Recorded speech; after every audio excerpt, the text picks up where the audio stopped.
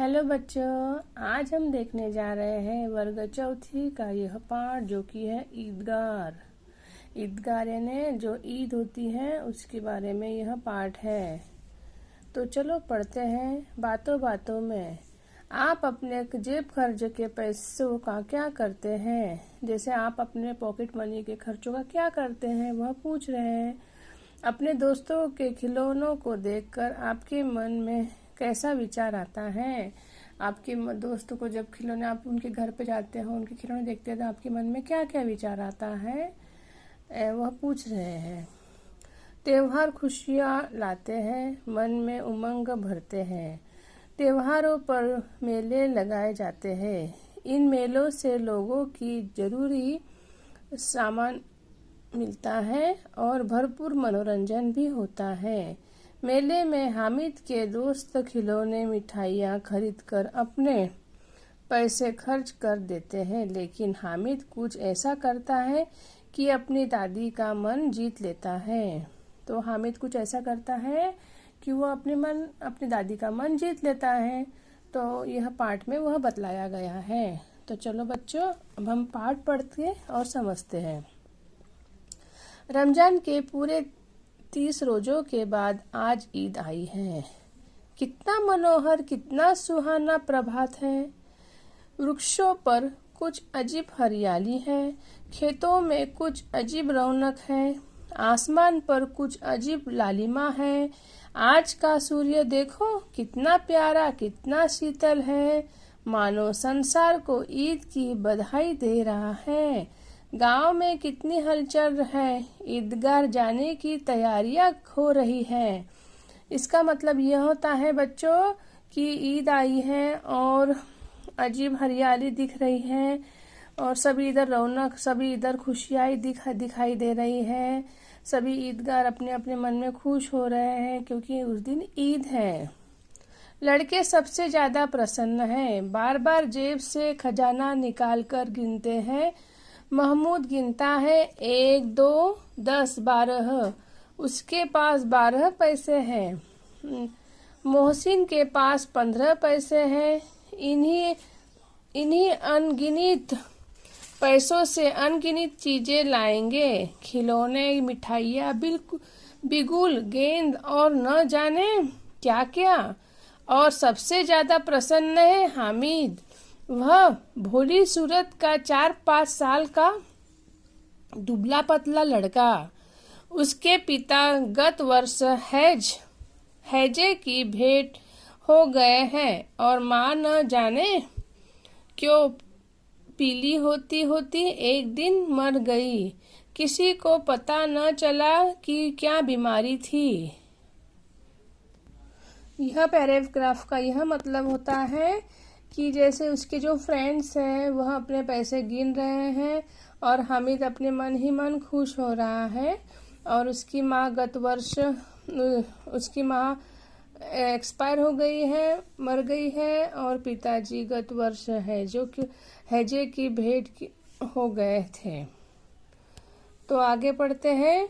अब हामिद अपनी बूढ़ी दादी अमीना की गोद में सोता है और उतना ही प्रसन्न रहता है जैसे उसकी बूढ़ी दादी है। सिर्फ उसकी बूढ़ी दादी अब उसके पास है। उसके अब्बा जान रुपए कमाने गए हैं। अम्मी जान अल्लाह मियाँ के घर से उसके लिए बहुत सी अच्छी चीजें लाने गई है, इसलिए हामिद प्रसन्न है। आशा तो बड़ी चीज है। हामिद के पाँव में जूते नहीं है, सिर पर एक पुरानी टोपी है जिसका गोटा काला पड़ गया है, फिर भी वह प्रसन्न है। यानी हामिद अपने मन ही मन यह सोचता है कि उसके जो अब्बा जान है, उसके जो पापा है, पैसे कमाने गए हैं और अम्मी जान भगवान के यहाँ पे खिलौने लेने गई है। तो वह मन ही मन खुश रहता है। और उसके पैर में ये देखिए, आप देख ही सकते हो, ये हामिद है और उसकी जो टोपी है वह उसका गोटा भी काला पड़ चुका है। अभागिनी अमीना अपनी कोठरी में बैठी रो रही है। आज ईद का दिन है और उसके घर में दाना तक नहीं है, लेकिन हामिद, उसके अंदर प्रकाश है, बाहर आशा। हामिद भीतर जाकर दादी से कहता है, तुम डरना नहीं अम्मा, मैं सबसे पहले आऊंगा, बिल्कुल न डरना। यानी अमीना उनकी दादी ये कोठरी में रो रही है क्योंकि उनके यहाँ पे अनाज नहीं है, अनाज खत्म हो गया है। लेकिन हामिद बोलता है कि अंदर प्रकाश लाता है कि आप डरो मत, मैं जल्दी आ जाऊंगा अम्मा। अमीना का दिल कचोट रहा है। गांव में बच्चे अपने अपने पिता के साथ जा रहे हैं। हामिद का अमीना के सिवा कौन है?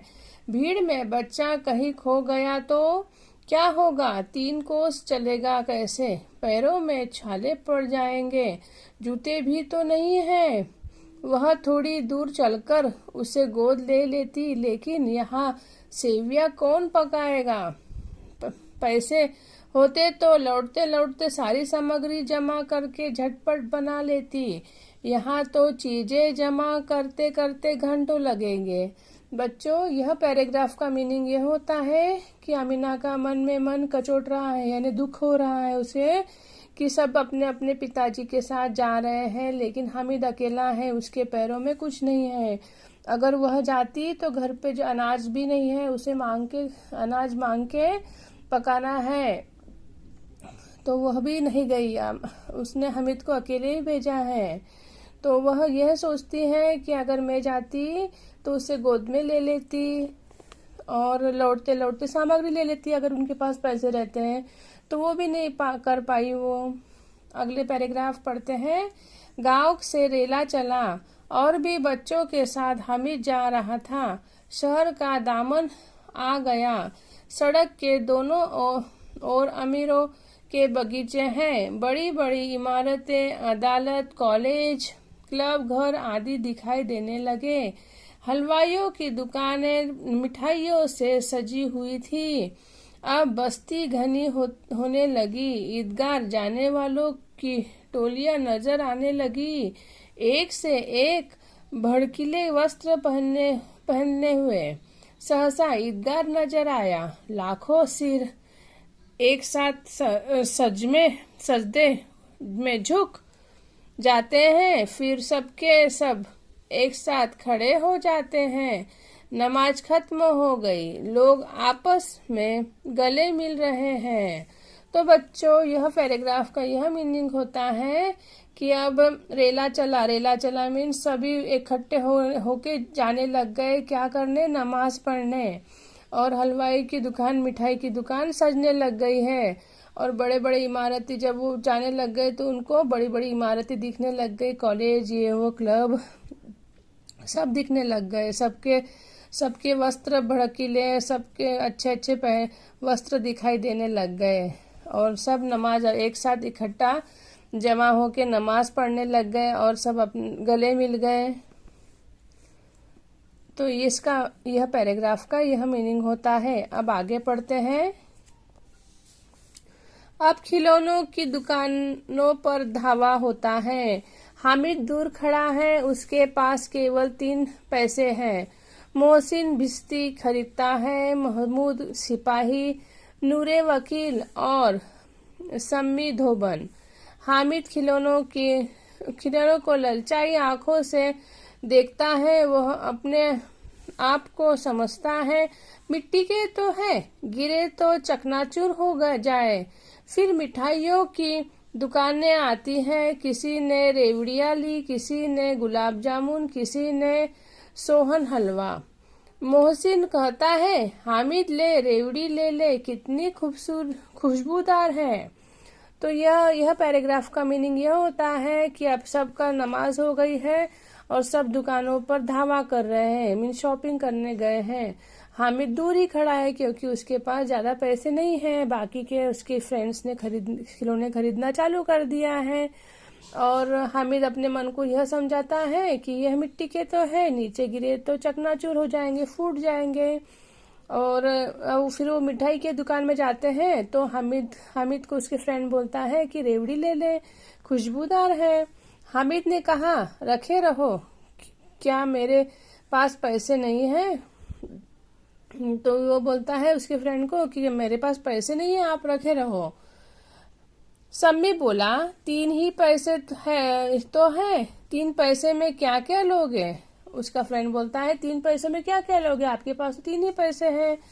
मिठाइयों के बाद कुछ दुकानें लोहे की चीजों की आती हैं। कई चिमटे रखे हुए थे। हामिद को ख्याल आता है, दादी के पास चिमटा नहीं है। तवे से रोटियां उतारती है तो हाथ जल जाता है। अगर वह चिमटा ले जाकर दादी को दे दे तो वे कितनी प्रसन्न होगी, फिर उनकी उंगलियां कभी न जलेगी। दादी अम्मा चिमटा देखते ही दौड़कर मेरे हाथ से ले लेगी और कहेगी, मेरा बच्चा अम्मा के लिए चिमटा लाया है, हजारों दुआएं देगी। फिर पड़ोस की औरतों को दिखाएगी। सारे गांव में चर्चा होने लगेगी, हामिद चिमटा लाया है, कितना अच्छा लड़का है। बड़ों की दुआएं सीधे अल्लाह के दरबार में पहुंचती है और तुरंत सुनी जाती है। तो बच्चों, यह पैराग्राफ का यह मीनिंग होता है कि वह मिठाइयों के बाद कुछ लोहे के दुकान आते हैं, लोहे के मीन्स आयरन के। तो वह जाता है, उसके मन में यह आता है कि उसकी जो दादी है वो रोटी सेकती है तो उनके हाथ जलते हैं, तो चिमटा लेना चाहिए और मैं अगर ये चिमटा लूंगा तो अम्मी बड़ी खुश हो जाएगी, उनकी दादी बड़ी खुश हो जाएगी और आसपास सबको बोलेगी कि हाँ, मेरे पोते ने यह चिमटा लाया है मेरे लिए, और सबकी दुआएं लगेगी। आगे पढ़ते हैं। हामिद ने दुकानदार से पूछा, यह चिमटा कितने का है? 6 पैसे कीमत सुनकर हामिद का दिल बैठ गया। हामिद ने कलेजा मजबूत करके कहा, 3 पैसे लोगे? दुकानदार ने मना कर दिया। जब हामिद दुकान से आगे निकल गया तब दुकानदार ने उसे वापस बुलाकर चिमटा दे दिया। हामिद ने उसे इस तरह कंधे पर रखा मानो बंदूक हो और शान से अकड़ता हुआ संगियों के पास आया। यानी वो दुकानदार बोला कि हाँ 6 पैसे का है। हामिद ने बोला कि मैं इसका कुछ कम करोगे, तो उसने दुकानदार ने मना कर दिया। तो फिर हामिद आगे चला गया तो दुकानदार ने उसे फिर से बुलाया और उसे दे दिया हामिद के पास जितने पैसे उसमें, और हामिद ने वह कंधे पर रख के एकदम शान से चलने लग गया। दोस्तों ने मजाक किया, यह चिमटा क्यों लाया पगले, इससे क्या करेगा? दोस्तों ने भी उसका मजाक उड़ाया, यह चिमटा क्या करेगा?